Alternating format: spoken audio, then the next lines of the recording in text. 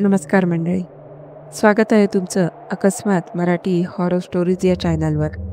आज पुन्हा एकदा मी तुमच्यासाठी एक अद्भुत, रहस्यमय आणि थरारक अशी कथा घेऊन आली आहे.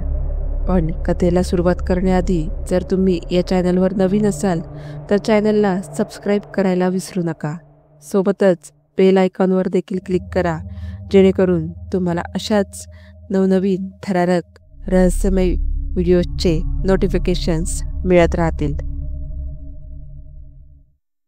मंडळी, महाकुंभ नाव जरी ऐकलं तरी डोळ्यांसमोर एक भव्य, दिव्य आणि अलौकिक सोहळ्याचं चित्र उमटतं. जगातील सर्वात मोठा धार्मिक मेळावा म्हणून ओळखला जाणारा महाकुंभ दर 12 वर्षांनी 4 प्रमुख तीर्थस्थळांवर भरतो: प्रयागराज, हरिद्वार, उज्जैन आणि नाशिक. गंगा, यमुना, गोदावरी आणि शिप्रा या पवित्र नद्यांच्या तीरांवर लाखो भाविक स्नानांसाठी एकत्र येतात. कोट्यावधी भाविक, संन्यासी आणि साधुसंत या पर्वासाठी एकत्र येतात. केवळ भारतातूनच नाही तर जगभरातून लोक इथे मोक्ष आणि आत्मशुद्धीच्या शोधात येतात.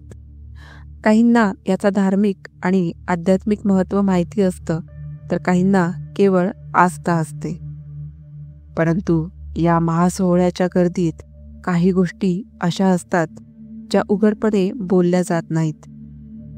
महाकुंभ म्हणजे केवळ श्रद्धेचा सागर नाही, तर इथे प्राचीन तांत्रिक साधना, अघोरी विधी आणि गूढ अनुष्ठानांचं गहिरीत असलेलं रहस्यही आहे. महाकुंभात एक वेगळीच गूढ शक्ती जाणवते. काळ्या वस्त्रातील अघोरी साधू हातात खोपडी घेऊन गूढ मंत्रोच्चार करत असतात. ते स्मशानात राहतात, मृतदेहांवर साधना करतात आणि त्यांची विधी सामान्य माणसाच्या आकलनाच्या पलीकडची असतात. काही लोक सांगतात की महाकुंभात काही साधू अचानक गायब होतात. कुठे जातात ते कोणालाही माहीत नसतं. काही साधू सांगतात की ही मोक्ष प्राप्तीची प्रक्रिया आहे, पण काही जण याला काळ्या शक्तींचं रहस्य म्हणतात. महाकुंभाच्या दरम्यान रात्रीच्या वेळी घाटांवर एक वेगळाच अनुभव मिळतो. असे म्हणतात की काही घाटांवर विसर्जित झालेले मृत आत्मे तिथे भटकत असतात. रात्री उशिरा जर कोणी एकटं फिरायला गेलं तर त्याला एक विचित्र वातावरण जाणवतं, जसे की अनाकलनीय आवाज, हवेतील अचानक बदल आणि कोणीतरी पाठलाग करत असण्याची भावना जाणवते. बऱ्याच वेळा असे अनुभव घेणारे लोक पुन्हा घाटावर जात नाहीत. महाकुंभात तुम्हाला संन्याशांच्या मिरवणुका दिसतात. श्वेत वस्त्रातील नागा साधू, तोंडाला विभूती लावलेले संन्यासी आणि अगदी साधेपणाने वावरणारे वेदपाठी ब्रह्मचारी. पण ह्या साऱ्यांच्या मागे एक गूढ बाजू असते. रात्रीच्या वेळी काही साधूंच्या गूढ मिरवणुका निघतात, ज्या केवळ निवडक लोकांनाच दिसतात. या मिरवणुकांमध्ये असणाऱ्या साधूंनी जग सोडण्याचा निश्चय केलेला असतो आणि ही त्यांच्या अंतिम विधींपैकी एक असते. त्या मिरवणुकीत सामील झालेले काही लोक दुसऱ्या दिवशी कधीच दिसत नाहीत. महाकुंभात काही घाट असेही असतात जिथे रात्री जाण्यास सक्त मनाई असते. या घाटांवर काही साधू खास तांत्रिक विधी करतात. असे म्हणतात की इथे शक्तिशाली तांत्रिक साधना केली जाते, जी आपल्याला उघड्या डोळ्यानेही पाहता येणार नाही. काही लोकांचा विश्वास आहे की या घाटांवर मानवी बळी दिले जातात. काही तांत्रिक साधू मृत आत्म्यांना बोलवण्याची आणि त्यांच्याशी संवाद साधण्याची शक्ती मिळवतात. पण साधना अयशस्वी झाली तर त्या व्यक्तीला त्याच गूढ शक्तीकडून त्रास होतो. महाकुंभात केवळ धार्मिक भक्त असतात असं नाही. येथे असेही काही लोक असतात जे आपले चेहरे झाकून असतात आणि कुणाशीही बोलत नाहीत. ते विशिष्ट साधूंना भेटतात, विशिष्ट ठिकाणी जातात आणि अचानक कुठेतरी लुप्त होतात. काही जण म्हणतात की ते तांत्रिक शक्तींच्या शोधात असतात. काहींच्या मते ते गुप्त समाजाचे सदस्य असतात, जे जगासाठी अदृश्य असतात.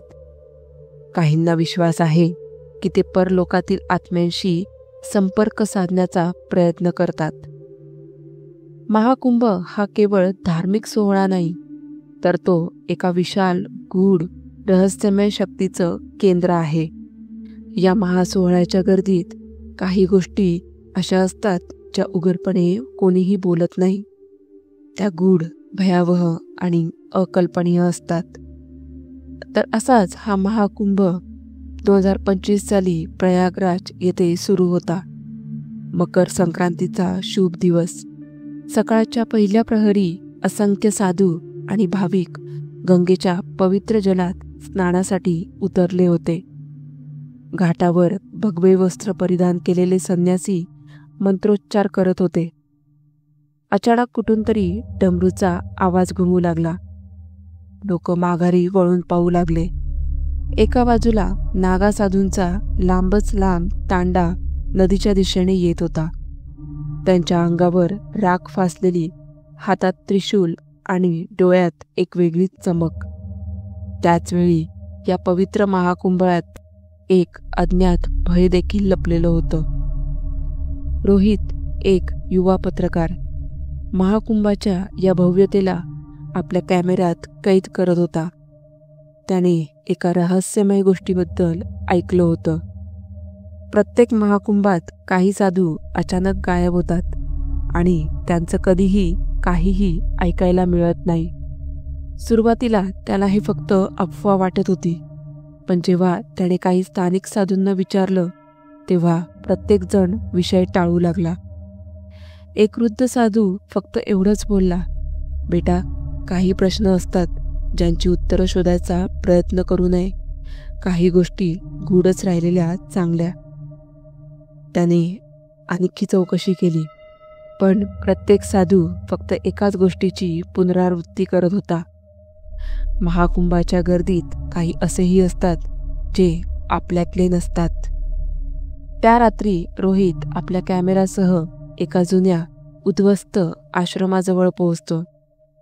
तिथे गेल्यावर त्याला समोर पडलेल्या काळ्या मातीत काही अघोरी पूजा झाल्याच्या खुणा दिसल्या. काही वाळलेली फुलं, जळलेली लाकडं आणि राखेच्या राशी तिथे पडल्या होत्या. तो आश्रमाच्या भिंतींना स्पर्श करत पुढे सरकला. समोर एका काळ्या वस्त्रातील साधू बसलेला होता.